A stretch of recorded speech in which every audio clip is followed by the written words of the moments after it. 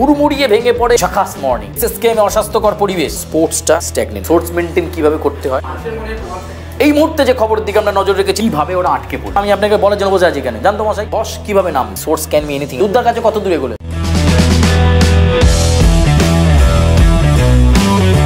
How to do a spot reporting, spot থেকে কিভাবে reporting করতে হয়, সেটাকে ডেলিভার কিভাবে করতে হয়, সোর্স মেনটেন, এটা একটা সবচেয়ে গুরুত্বপূর্ণ বিষয়।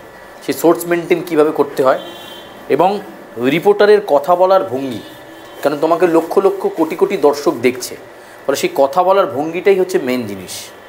এইগুলোর উপর আজকে আমরা স্টার্ট করি। ধাঁচা বদলেছে, আগে রিপোর্টারদের সেভাবে কৃতিত্ব দেওয়া হতো না, টেলিভিশন স্ক্রিনে সেভাবে দেখা যেত না। বিগত 10-15 বছর 20 বছর ধরে সেই ব্যাপারটা বদলেছে। আগে রিপোর্টার মানে প্রকৃত অর্থেই ছিল সংবাদ সংগ্রাহক।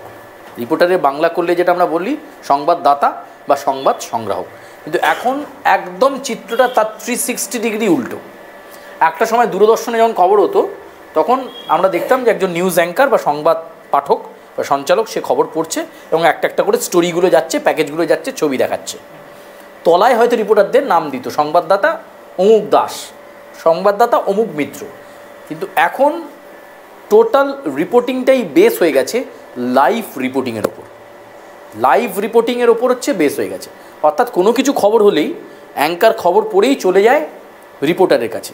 রিপোর্টার বিস্তারিত রিপোর্টটা আমাদের সামনে তুলে ধরে, অ্যাজ ওয়েল অ্যাজ আমরা এখন যেমন দেখি কন্টেম্পোরারি যতগুলো বাংলা টেলিভিশন আছে বা রিজিওনাল বা ন্যাশনাল চ্যানেল আছে, সবেতেই একই টাইপের স্টাইল মেনটেন হয়। তো প্রথমে আগে জানতে হবে what is live reporting. Live reporting মানেই কথাটার মধ্যেই বুঝতে পারছো লুকিয়ে আছে যে সরাসরি।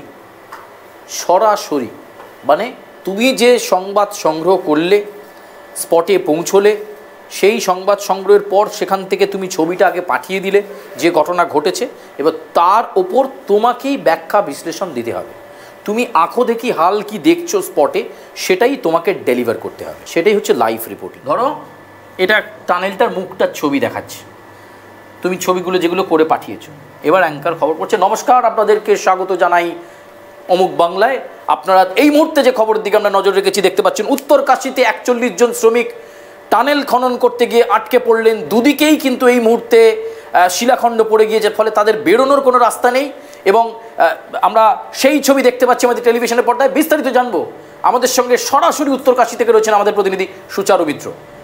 এবারে তুমি সেখানে দাঁড়িয়ে গেছো, ব্যাকপ্যাকটা মোড চেঞ্জ হয়ে গেছে, ও লাইভ মোড করে দিয়েছে। এবারে ও ওটাকে ডেসক্রাইব করবে, তোমাকে থ্রু করে দিয়েছে। এই ছবি একদিকে দেখাচ্ছে, একদিকে অ্যাঙ্কার আছে আর একদিকে তুমি আছো। 3টে উইন্ডো, অনেক ক্ষেত্রে লক্ষ্য করে দেখবে অনেক খোপ খোপ খোপ খোপ খোপ করে, একাধিক খোপ, 7টা 8টা 9টা 10টা খোপ করা থাকে, ঠিক আছে? তো একটা উইন্ডোতে ছবি দেখাচ্ছে, উত্তরকাশীর যে ছবিটা তুমি ফায়ার করেছো, ফিডটা যেটা পাঠিয়েছো, একটাতে অ্যাঙ্কার রয়েছে আর একটাতে রিপোর্টার ওখানে দাঁড়িয়ে আছে, ঠিক আছে? রিপোর্টারের কাছে কিভাবে প্রশ্নটা পৌঁছয়? তোমাকে ফোনে কানেক্ট করে, তোমার ফোনে ফোন করবে, তোমার যে ইপিটা আছে সেটা তোমার কানে থাকে, আর তুমি যেটা বলবে ডেলিভার করবে থ্রু দ্য ব্যাকপ্যাক বা যেটাকে বলা হয় লাইভ ভিউ, ওটার মারফত চলে যাবে তোমার চ্যানেলে তুমি যেটা বলছো। এবার তুমি ধরো টানেলের সামনে দাঁড়িয়েছো, তুমি বেসিক কয়েকটা পয়েন্টের উপর ওই উদ্ধার কার্যটা ব্যাখ্যা করবে, কীভাবে ওরা আটকে পড়লো, বেসিক পয়েন্ট, তাই তো? এটাই তো আমাদের মেন বিষয় আসবে। 2, আটকে পড়ার পর ওদের রেস্কিউটা কী অবস্থায় রয়েছে, উদ্ধার কার্যটা কী অবস্থায় চলছে, 2 নাম্বার পয়েন্ট। তাহলে 1 হচ্ছে কীভাবে আটকে পড়লো, 2 হচ্ছে আটকে পড়ার পর ওরা কীভাবে বেরোবে, সেই রেস্কিউ অপারেশন কীভাবে চলছে। 3, রেস্কিউ করতে গিয়ে কোনো বাধা হচ্ছে কিনা, অবস্ট্যাকেলস আছে কিনা, কত বাধা বিপত্তির মুখে উদ্ধারকারীদের পড়তে হচ্ছে কিনা, এটা তোমার ব্যাখ্যায় আসবে। 4 নাম্বার পয়েন্ট আসবে বেসিক মানুষের মনে, বা অ্যাঙ্কারই যেন মানুষের প্রতিনিধি হিসাবে প্রশ্ন করবে, আর কতক্ষণ লাগবে সুচারু, কী মনে হচ্ছে? অলরেডি 5 দিন পার হয়ে গেছে, কবে তারা বেরোবেন? প্রাণ নিয়ে বেরোবেন তো? এটা তো বেসিক প্রশ্ন থাকবে। তাহলে মোটামুটি কত ঘন্টা লাগবে সেটার একটা অ্যাজাম্পশনস তুমি তোমার অ্যানালিটিক্যাল পার্টের মধ্যে বললে। তাহলে এই 4টি পয়েন্টের উপর তোমায় বলতে হবে। কি কি বললাম?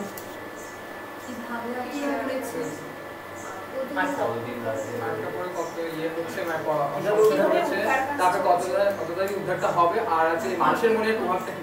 তো এই বেসিক পয়েন্টের উপর তোমাকে তোমার লাইভ রিপোর্টিংটা ডান করে বিশিষ্ট একটি টানেল তৈরি হচ্ছিল, সেই নির্মীয়মান টানেল তৈরি করার সময় একেবারে হুড়মুড়িয়ে ভেঙে পড়ে শিলাখণ্ড।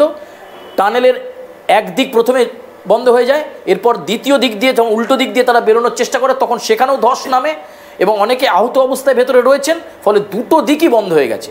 উদ্ধারকারীরা এখন কি করছেন? উদ্ধারকারীরা চেষ্টা করছেন যে এই টানেল বরাবর বিকল্প পথ খুঁজে পাইপলাইনের মাধ্যমে তাদের কাছে পৌঁছানো যায় কিনা। 5 দিন হয়ে গিয়েছে, যুদ্ধকালীন তৎপরতার সঙ্গে কাজ চলছে, তারা চেষ্টা করছেন একেবারে অকুস্থলে পৌঁছে আটকে থাকা শ্রমিকদের উদ্ধার করবার জন্য। এবং তৃতীয় যে বিষয়, যে ইতিমধ্যেই 5 দিন কেটে গিয়েছে, ফলে তাদের শরীর স্বাস্থ্যের বিষয়টা অত্যন্ত গুরুত্বপূর্ণ এবং তারা ট্রমাটাইজ সিচুয়েশনের মধ্যে থাকবে, মানসিকভাবে তারা অনেকটা একটা কঠিন পরিস্থিতির মধ্যে থাকবে। কারণ স্বাভাবিকভাবেই যদি আমাদেরকে কোনো বন্ধ ঘরে 10 দিন রেখে দেওয়া হয়, তাহলে আমাদের যে মানসিকতা তৈরি হবে, যেভাবে মনোবল ভেঙে পড়বে, শ্রমিকদের ক্ষেত্রেও কিন্তু একই ঘটনা ঘটতে চলেছে। ফলে তাদের কাছে যাতে খাদ্য সরবরাহ করা এবং পানীয় জল কোনোভাবে বিকল্পভাবে সরবরাহ করা যায়, উদ্ধারকারী দল সেই চেষ্টা চালাচ্ছে। এবার যে প্রশ্ন আসে, প্রশ্ন উঠতেই পারে যে কতদিনে এই অপারেশন করা যাবে। দেখো, টানেলের কে পৌঁছতে এখনও এত কিলোমিটার পথ খনন করতে হবে, সেই খনন কার্যের সময় লাগবে 3 ঘন্টা, অর্থাৎ আরও একটা দিন আমাদেরকে অপেক্ষা করতে হবে প্রাথমিকভাবে বলা যায়, যদি না খনন করতে গিয়ে কোনো ধস না নামে। এই যে তুমি টেকনিক্যালিটিস পার্টগুলো বলছো, তুমি বলে দিচ্ছ খনন কাজ শুরু হয়েছে, ধস তো নামতেই পারে, ওই জায়গায় ঘুরতে হুড়মুড়ি ভেঙে ফেলতে পারে।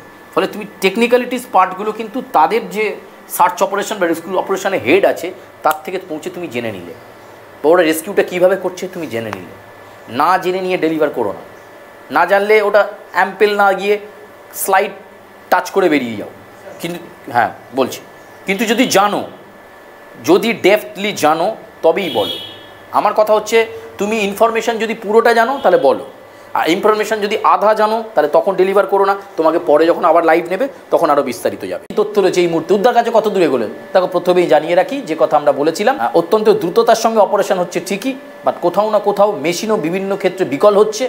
তাই উদ্ধারকারী দলকে এবং এখানে থাকা এক্সিকিউটিভ ইঞ্জিনিয়ার চিন্তাভাবনা করছেন দিল্লি থেকে এক্সপার্টাইজকে উড়িয়ে আনার, পাথর বিশেষজ্ঞ যারা পাথর কেটে ম্যানুয়ালি ওই গুহাতে প্রবেশ করতে পারে, টানেলে প্রবেশ করতে পারে, সেই চেষ্টা করছেন।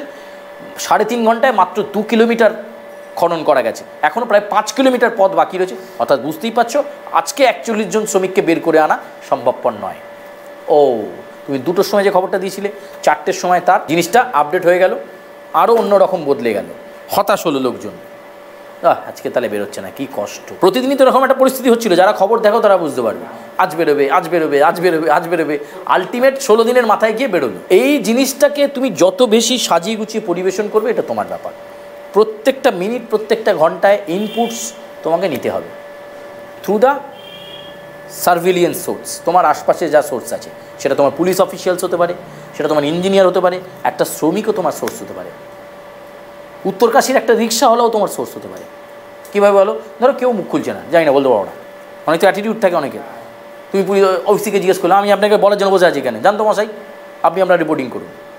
তুমি একটা রিক্সাওয়ালাকে জিজ্ঞেস করে, সে বলে দিল, দাদা এটা তো 3 দিন ধরে খুঁজছে, খুঁড়েই চলেছে, এখনও হচ্ছেই না, পাচ্ছে না ওরা করছে। যে 1000 খনন কার্যের চেষ্টা করলেও এখনও পর্যন্ত উদ্ধারকারীরা পৌঁছতেই পাচ্ছেন না, ফলে কত সময় লাগবে সেটা বলা যাচ্ছে না। ফলে দীর্ঘ সময় ওই নিশিম অন্ধকার টানেলের মধ্যেই শ্রমিকদেরকে যে অপেক্ষা করতে হবে, একথা বলা যায়। এইবার হচ্ছে কিওয়ার্ডস।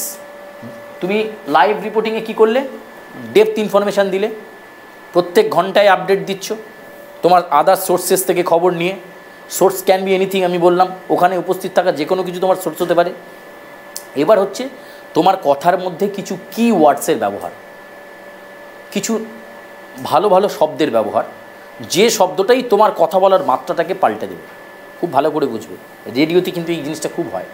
কিছু কি ওয়ার্ডসের ব্যবহার, ঝাকাস মর্নিং বলো তো, বা সান্ধ্যকালীন আড্ডায় আপনাদের এই যে সান্ধ্যকালীন বা ঝাকাস, বা আমি যেটা বললাম যে দীর্ঘ থেকে দীর্ঘতর, নিশিম অন্ধকারে।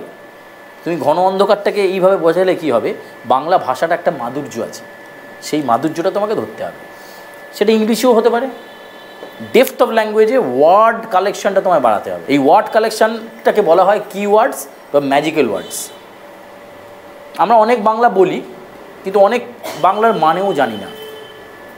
এই নিশিম অন্ধকার মানেও ঘন অন্ধকার, নিকষ অন্ধকার মানেও ঘন অন্ধকার, কালো অন্ধকার মানেও মানে অন্ধকারটাকে আমি ডিপলি বোঝাচ্ছি যে টানেলের মধ্যেই তারা প্রাণ নিয়ে নিশিম অন্ধকারে লুকিয়ে আছে। কথাটা শুনতে ভালো লাগলো? তোমাকে যে দর্শক রিচ করছে সে দেখছে রিপোর্টারের নলেজটা তো মার্ভেলাস লেভেলে আছে, এত সুন্দর ব্যাখ্যা দিচ্ছে, তাহলে কেন শুনবে? TV9 করছে, এবিপি করছে, তুমি করছো, আরও কন্টেম্পোরারি 12টা চ্যানেল করছে, তার মধ্যে তোমার ওই কথাটাই রেজিস্টার করলো তাদের মাথায়, টানেলের মধ্যে নিশিম অন্ধকার আর প্রাণ নিয়ে বেঁচে থাকা, এটা কি বলে মানুষের জীবন। আমরা অনেক সময় জীবন নিয়ে অনেক কথা বলি, কিন্তু এই কঠিন লড়াইয়ের মধ্যে তারাও ফাইট করছেন। একদিকে উদ্ধারকারীরা ফাইট করছেন, কিন্তু ভেতরে যে 41 জন শ্রমিক কী অবস্থায় তাদের মনোবল রয়েছে একটা অন্ধকার পরিবেশে, সেটাও বুঝতে হবে আমাদের। তাহলে এই কিওয়ার্ডস বাড়াতে গেলে আমাদের ব্যবহার করতে হবে বাংলা অভিধান। তুমি স্পটে পৌঁছে 7-8টা লাইভ দিয়ে দিয়েছো, কিন্তু ঘটনাটা তো সেদিন শেষ হয়নি, ঘটনাটা বহমান। যতক্ষণ না উদ্ধার কার্য সম্পন্ন হচ্ছে শেষ নয়, তাহলে চলছে। আমাকে আবার পরের দিনে দাঁড়াতে হবে, 6ষ্ঠ দিনে দাঁড়াবো, 7ম দিনে দাঁড়াবো, 8ম দিনে দাঁড়াবো। তাহলে আমার থেকে তো কিছু ফলো আপ রিপোর্টিং আশা করবে অফিস, যে ওই ঘটনাকে সূত্র ধরে আমি কিছু ফলো আপ, যেটা কিন্তু লাইভ নয়। আমি স্টোরিটা আগে করে নেব, তুমি যে পিটিসির কথা বললে, এই পিটিসি দিয়ে আমি স্টোরিটা আগে করে নেব, তারপর আমি পাঠাবো। বোঝা গেল? এবার আমি বলছি ফলো আপ রিপোর্টিংয়ের সাবজেক্টটা কেমন হয়। ফলো আপ রিপোর্টিংয়ে না দুটো জিনিস করতে হয়। এক হচ্ছে WT, যেটাকে ইংরেজিতে বলা হয় walk through, WALK, walk through, THROUGH। WT মানে হচ্ছে ওয়াক থ্রু। এই ওয়াক থ্রুটা ফার্স্ট নিতে হয়, আর নিতে হয় হচ্ছে বাইট, মানে বক্তব্য লোকের। এই দুটো ফলো আপ রিপোর্টিংয়ে ভীষণ ভীষণ ইম্পর্টেন্ট। সাপোজ তোমার লাইভ হয়ে গেছে, 4টে-5টার সময় বলো আজকে আর লাইভ নেবো না, জানাবো কালকে, তুই তোর মতো স্টোরি কর। তুমি ফলো আপ স্টোরিতে ঢুকে গেলে, ফলো আপ স্টোরি করতে গিয়ে একটা পেলে, এই যে টানেলটা তৈরি করতে গিয়ে ওরা ধস ভেঙে পড়লো বা পড়লো, তুমি তোমার সোর্স মারফত কানেক্ট করতে পারলে, জানতে পারলে এই টানেলের যে মেন প্ল্যানার, মেন যে ইঞ্জিনিয়ার, যার তত্ত্বাবধানে টানেলের কাজটা শুরু হয়েছিল, তার বাড়ি ওখান থেকে 10 কিলোমিটারের মধ্যে কি 25 কিলোমিটারের মধ্যে। তুমি চলে গেলে তার বাড়ি, তাকে বসিয়ে একটা ইন্টারভিউ করলে যে আমরা এই মুহূর্তে রয়েছি উত্তরকাশীতে, উত্তরকাশীর এই নির্মীয়মাল টানেলের দায়িত্বে যিনি ছিলেন, যার পরিকল্পনাতে এই টানেল তৈরি হয়েছিল, তার সঙ্গে আমরা কথা বলবো। এবার তাকে প্রশ্ন করলে যে আপনার তত্ত্বাবধানে টানেল শুরু হয়েছিল, টানেলের ড্রয়িংয়ে কি কোনো গণ্ডগোল ছিল, টেকনিক্যাল পার্টে ধস কীভাবে নামলো, কি মনে হয় আপনার? এবার ও কোনো ব্যাখ্যা দেবে। তারপর তুমি প্রশ্ন করলে যে মাটির চরিত্র কি আগে পরীক্ষা করা হয়েছিল, যে কোনো জায়গায় টানেল করতে গেলে আগে সয়েল টেস্ট করা জরুরি, সেই সয়েল টেস্ট কি করা হয়েছিল বলে আপনার মনে হয়? এবার বললো হ্যাঁ করা হয়েছিল, তখন তো এরকম দেখা যায়নি যে ওখানটা ধস প্রবণ বা ধস নামতে পারে, তাই জন্যই আমরা NOC দিয়েছি, নো অবজেকশন সার্টিফিকেট দিয়েছি, তাই কাজ শুরু হয়েছে। এই যে জিনিসটা করলে এটাকে বলা হয় ফলো আপ স্টোরি। মানে এই ঘটনাটাকে রেখেই তুমি এবার আলাদা আলাদা সাইড স্টোরি করছো। পাতি বাংলায় আমরা যাকে বলি সাইড স্টোরি, এটা হচ্ছে ফলো আপ স্টোরি। তার ইন্টারভিউটা করলে হলো। আচ্ছা, উদ্ধার কার্য চলছে, ধরো তুমি একটা কথা বলে ম্যানেজ করে সোর্স করে উদ্ধার কার্যটা দেখাবে, তুমি সেটা লাইভে দেখানো সম্ভব নয়। তুমি কথা বলেছো, তোমাকে 10 মিনিটের জন্য ওই ভেতরটায় যেতে দেবে, যতদূর পর্যন্ত ওরা গেছে। ধরো টানেলটা ওখানে, ওরা এই পর্যন্ত গেছে, তুমি ওই যে হেলমেটটা পরা সেটা পরে ভেতরে হলে এই মুহূর্তে আমি রয়েছি সেই টানেলের ভেতর, এই যে দেখতে পাচ্ছেন এই পর্যন্ত মেশিনটি এসে পৌঁছেছে, এখনও প্রায় 25 হাত খুঁড়তে হবে, তবে ওই শ্রমিকদের কাছাকাছি পৌঁছানো যাবে। ওপর দিয়ে একটি পাইপলাইন করা হয়েছে 6 ইঞ্চির, এই পাইপলাইন দিয়ে জল পৌঁছে যাচ্ছে শ্রমিকদের কাছে, পানীয় জল এবং রান্না করা খাবার তাদের কাছে পৌঁছে যাচ্ছে। এবং সেই চিত্র আমার সঙ্গে রয়েছেন এই কাজে যুক্ত থাকা এক শ্রমিক, টানেলের ভেতরেই তার একটা ছোট্ট ইন্টারভিউ করলে। এই যে তুমি হেলে দুলে কথা বলছো, যাচ্ছ আসছো, টানেলটা দেখাচ্ছ, ডেসক্রাইব করছো, এটা তো হাঁটতে হাঁটতে করছো, তাই জন্য এটাকে বলা হয় ওয়াক থ্রু। বোঝা গেল? ওয়াক থ্রু কেন বললাম? আমি হাঁটতে হাঁটতে করছি। আসুন আপনাদের দেখাবো কিভাবে উদ্ধার কার্যটা চলছে। চলুন ভেতরে যাওয়া যাক। এবার ভেতরে চলে গেলে কাট, এটা তো লাইভ নয়, তুমি সময় পাচ্ছ। খানিকটা বলার পর ও কাট করে দিল, আবার একটু ছবি করলো, আবার তুমি বক্তব্য দিলে। এবার ওইটা তুমি যখন অফিসকে পাঠালে, ও একটা জুড়ে ওয়াক থ্রু স্টোরি তৈরি করে নিল, ফলো আপ স্টোরি তৈরি করে নিল। ক্লিয়ার?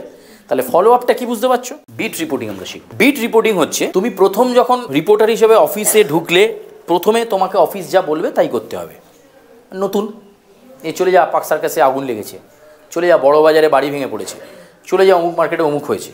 কিন্তু একটা সময় পর্যায়ে যাওয়ার পর ইন্টারেস্ট দেখা হয় যে তোমার ইন্টারেস্টটা নিউজের কোন জায়গাটায় রয়েছে। দেখা গেল অনেকগুলো জায়গায় তোমাকে 6 মাসে পাঠিয়েছে, তার মধ্যে স্পোর্টসে ইন্টারেস্ট বেশি, তাহলে তোমার জন্য স্পোর্টসটা স্ট্যাগনেন্ট করে দিল। দেখা গেল তোমাকে অনেক জায়গায় পাঠিয়েছে, কিন্তু তুমি পলিটিক্যাল খবরও লিখছো, একটু ছুক বেশি করছে, পলিটিক্যাল ইন্টারভিউ নিতে ভাই চাইছো, মন্ত্রীর ইন্টারভিউ করতে চাইছো, অফিস এগুলো বুঝে নেবে। কিন্তু চিফ রিপোর্টার যে তোমার রিপোর্টিং এন্ডে হেড থাকে, সে ওগুলো জাজ করে, তোমাকে পলিটিক্যালে দিয়ে দিল। যার ধরো ক্রাইমে খুব ইন্টারেস্টেড আছে, খুন জখমের খবর করতে ভালোবাসে, ওটার ওপর কাটাছেড়া সে করতে পারে, বিশ্লেষণ করতে পারে, তাকে পুলিশ বিটে দিয়ে দিল। এই যে আলাদা আলাদা সেগমেন্টাইজ করে দিল, তাকে বলা হয় বিট রিপোর্টিং। যে তুমি স্পোর্টস, তুমি ক্রাইম, তুমি এন্টারটেইনমেন্ট, পেজ 3 খবর করা তোমার ইচ্ছা, তুমি দেখছে যে ওই মেয়েটার ফিল্মের কোনো খবরে পাঠালেই বেশ সুন্দর করে আনে, তার মানে ওর ইন্টারেস্টও ওখানে গ্রো করছে, তখন ওই বিটটা তোমাকে ডেকে ভাগ করে দেওয়া হয়। তার মানে তখন তুমি অন্য কিছু খুব একটা দেখবে না, ওইটাই তোমার মেন ফোকাস হবে। অন্য জায়গাতেও তোমায় পাঠাবে, লোক না থাকলে তখন তো তোমাকে টানতেই হবে, কিন্তু তোমাকে ওখানে ফোকাস করে দেবে। এটাকে বলা হয় বিট রিপোর্টিং। বিট মানে হচ্ছে একটা সেগমেন্ট বা একটা পার্ট, সেই জন্য বিট রিপোর্টিং বলছে। যেমন ডাক্তারদের ভাগ করা থাকে, ধরো যে মেডিসিন দেখে, আমরা প্রাইমারি কোনো শরীর টরীর খারাপ করলে বাবা মাকে কোথায় নিয়ে যায়? মেডিসিনের ডাক্তারের কাছে। সে এবার প্রেসক্রাইব করে যে আপনি একটুখানি ইসিজি করুন, করুন। সে দেখে বললো এটা আমার বিষয় নয়, আপনি হার্ট স্পেশালিস্ট দেখান। ও বেসিকটা জানে, ও হার্ট স্পেশালিস্টের কাছে, কারণ সে স্পেশালিস্ট ইন হার্ট। এবার হার্টের যে দেখলো, সে বললো এটা আমার ব্যাপার না, এটা আপনি দেখান পালমোলজিস্টকে। বা রক্ত তোমার শরীরে কমে যাচ্ছে, এটা আপনি দেখান হেমাটোলজিস্টকে। এই যে হেমাটো, মেডিসিন, হার্ট, বা তোমার বললো যে এটা সার্জারির ব্যাপার আছে, আপনি সার্জেনকে দেখান। কোনো বলে না যে নিউরো সার্জেন বা অমুক সার্জেনকে দেখান, কাটা ছাড়ার ব্যাপার আছে, ও অপারেশনটা এক্সপার্ট, কোথা দিয়ে কেটে কুটে ফাঁক করে দেবো ওটা ওর ব্যাপার, তাই তো? ঠিক সেরকমই রিপোর্টিংও ভাগ করা থাকে। এই যে বিট দিয়ে দিল, এবার কিন্তু তুমি ওইটাতেই কনসেন্ট্রেট করলে, স্পেশাল হয়ে গেলে, ওটার জন্য স্পেশালিস্ট হয়ে গেলে, হলো। এবার তোমার বেসিক কাজ কী হবে বিট রিপোর্টিং হলে? ধরো তোমাকে দিয়েছে, ওকে দিয়েছে হেলথ করবে, স্বাস্থ্য সংক্রান্ত খবর পড়বে। ওর বেসিক কাজ কী হবে বলো তো? প্রথমেই ওকে বলেছে, আদিত্য কাল থেকে তুমি অন্যান্য রিপোর্টিং করবে, কিন্তু হেলথটা তোমার মোটো। আমাদের চ্যানেলে হেলথের যা খবর চলবে, স্বাস্থ্যের খবর চলবে, তোমার দেওয়া খবর থেকেই চলবে। প্রত্যেকটা হাসপাতালে আস্তে আস্তে ওকে বিস্তার করতে হবে, সুপারদের নাম্বার জোগাড় করতে হবে, তাদের ফোনে আমার নাম্বারটা সেভ করাতে হবে, বেশ কিছু স্পেশালাইজড ডাক্তারের নাম্বার রেখে দিতে হবে। আমি কি বলেছি, সোর্স ক্যান বি এনিথিং, একটা রিক্সাওয়ালাও সোর্স হতে পারে। আমি হেড নার্সের নাম্বার রেখে দিতে পারি, ডাক্তাররা চেপে যাচ্ছে খবরটা, নার্স জানিয়ে দেবে। না, ওটা আলাদা, এডুকেশন পড়বে, হলো। তাহলে আমি হসপিটালগুলো আগে ভিজিট করা শুরু করব। প্লেন গাড়ি নিয়ে অফিস তোমায় সময় দেবে, এমন নয় যে আমার এক্ষুনি লাগবে, তুমি ওয়েজেস লেবার নাও যে আজকেই দিচ্ছ আজকেই দিতে হবে, নয়। বললো ভাই হাসপাতালগুলো কতটা অপরিষ্কার একটু দেখতো, 1 সপ্তাহ টাইম দিলাম। এবার আদিত্য গাড়ি নিয়ে বেরোলো, ক্যামেরাম্যানকে নিয়ে বেরোলো, পিজি ঘুরতে দেখলো পুকুর পাড়ের ওদিকে বিদায় করা ময়লা পড়ে রয়েছে, সামনেই উডবান ওয়ার্ড, সেখানে স্পেশাল রোগীরা থাকে। ও ওখান থেকে একটা স্টোরি করে নিল, পাশ দিয়ে রোগী পেশেন্ট পাঠিয়ে যাচ্ছে, যে এত যে লোক যাচ্ছে, এখানে যাচ্ছে, এত ময়লা পড়ে যাচ্ছে, দুর্গন্ধ ছাড়ছে, মনে হয় না রোগীদের অসুবিধা হবে। তারা একটা বললো অস্বাস্থ্যকর পরিবেশ, চলে গেল এসএসকেএমে অস্বাস্থ্যকর পরিবেশ, উডবান ওয়ার্ডের সামনেই পড়ে ময়লা স্তূপ। এবার ওরকম ও 3টে হাসপাতাল কি 4টে হাসপাতাল ঘুরে 2টো থেকে ওরকম পেয়ে গেছে। তাহলে একটা জিনিস দাঁড়িয়ে গেল। এইবার এই যে যোগাযোগ বাড়ানো, সোর্স মেনটেন, যেহেতু তোমায় হেলথ দিয়েছে, তাহলে হেলথ কমিশনারের নাম্বার রাখতে হবে, হেলথ কমিশনে মাঝে মাঝে ভিজিট করতে হবে। সবাই এন্টারটেন করে, এমন নয় যে রিপোর্টারদের বের করে দেবে, এমন নয়। প্রত্যেকটা ভিজিটিং টাইম আছে। তুমি এসএসকেএমের সুপারের সঙ্গে প্রথম দিন আলাপ হবে, দ্বিতীয় দিন আলাপ হবে, তৃতীয় দিনে বলবে আমি তোমাকে একটা হোয়াটসঅ্যাপ গ্রুপে করে নিচ্ছি, ওখানে অন্যান্য সাংবাদিকদেরও ইনফরমেশান দিই, তোমাকেও দিয়ে দেবো। তাহলে একটা তোমার সলিড লিয়াজও তৈরি হয়ে গেল।